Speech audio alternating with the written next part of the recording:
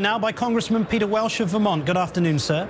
Good afternoon. The president was out again reminding the public that 72% of Americans support his jobs bill. But meanwhile, Mitch McConnell and John Boehner have said that there are 15 bills being held up by Senate Democrats. What's wrong with those bills? They blame the president for a failure to act. Are Messrs. Boehner, and Cantor right on that?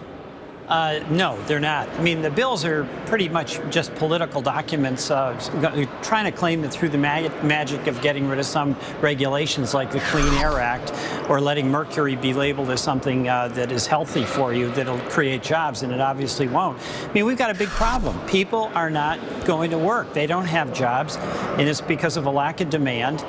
It's because of a debt overhang and deleveraging. It's because of the housing bubble, and we've got to address those problems very directly. You mentioned mercury. Can you explain it? Because I've not heard that one. What's the issue about mercury? Well,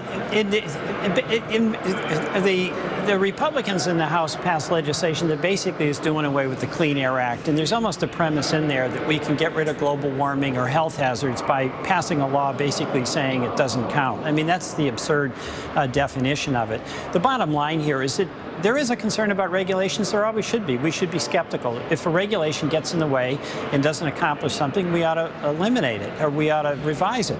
But it's not as though we could get rid of every single regulation in this country, and it wouldn't result in people going back to work. It's a problem with too little demand. Corporations not having confidence that if the cash they have on the sidelines, in the trillions of dollars, they put to work, people will be able to buy the product that they produce.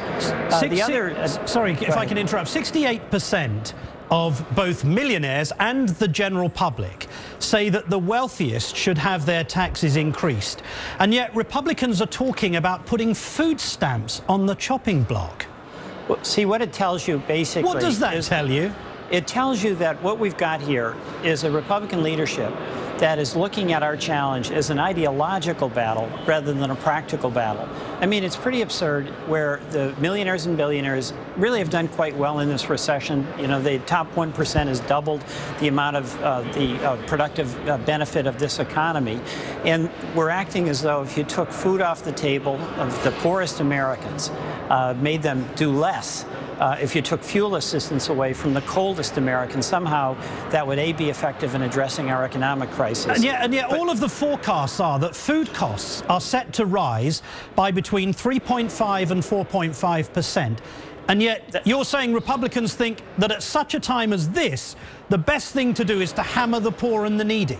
Well, if your goal is basically to tear down government, your view is that government is the problem, and any institutions that government has, even to help the neediest, are part of the problem, then your assault very directly is on any of those governmental programs. I mean, what we've got is an attack on the food stamp program, on the commodity program. We've got an attack on Dodd-Frank, the SEC, the Consumer Finance Protection Agency, all of these institutions that have to play a role to level the playing field in the economy, to provide a safety net for people who are the victims of a real weak economy. Those are all under assault, and that is the ideological divide.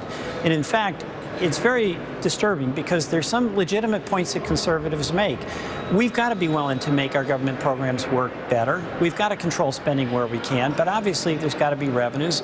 And the folks who have done real well, they've got to contribute. Warren Buffett says that. Practical Americans know that. It's a give and take on both sides, but if we approach this as an ideological battle, there's going to be a lot more harm that we do, not just to the poorest Americans, but to the middle class. And we know that if you persist with that ideological battle, the outcome is a worsening wealth disparity. We saw last week that the top 1% of the country have benefited 275% in terms of increase of their income. You're exactly right, and there's a fairness issue, which you just spoke to, but there's also a practical issue. Henry Ford understood when he gave his workers $5 a day, which was an amazing wage at that time, it was good for his economy. He was going to be able to sell more cars. And when you have a collapse in demand because the middle class is no longer middle class and they can't afford to buy things that they need, then that eventually cycles around so that the producers are going to have less business, less profit. So this is a downward spiral, and we can't have this austerity approach be the panacea. Congressman Peter Welch, thank you very much for joining us. Thank you. The president prepares to face a European Union in